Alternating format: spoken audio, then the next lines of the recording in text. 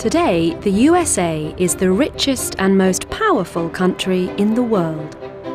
But just over 330 years ago, it wasn't a country at all.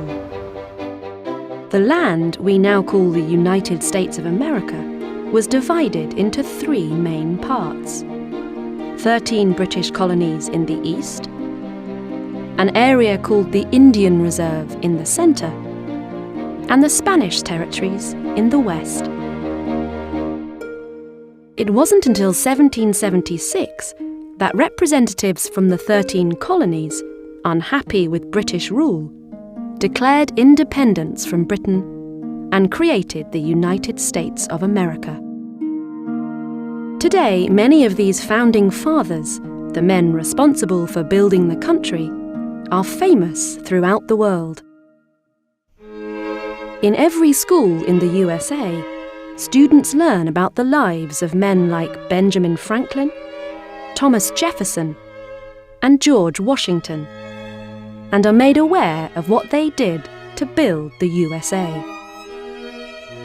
George Washington was the commander of the American Army during the War of Independence and became the country's first president.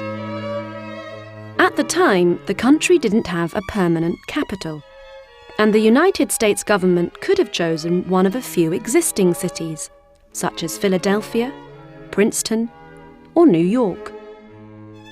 But this new country wanted a new capital, so in 1791, work began on a brand new city, Washington, D.C. This area must have looked very different at the time. There were no major settlements here and few farms. But it quickly grew to become the home of American politics. One of the first buildings here was the President's House. The second President of the United States, John Adams, first lived here in 1800, but it was a very different building then. In 1902, President Theodore Roosevelt, unsatisfied with the size of the building, expanded it. He also officially named it the White House, a name people had informally used for almost a century. Today, this iconic building, with its 6 levels, 132 rooms, and 35 bathrooms, is recognizable all over the world. At the same time as the President's house was being built, construction began on the Capitol building. The United States Congress had first met in 1774, and after the War of Independence, it became an important part of the new independent government, creating the country's laws. At first, it met in various cities, such as Philadelphia and New York, but in 1800, it moved to its permanent home in the Capitol building. Since then, Congress has continued to grow and is now the political center of the country. In 1860, Washington, D.C. welcomed its 16th president, Abraham Lincoln. Lincoln was president during the Civil War, and in 1865, he was successful in making slavery illegal.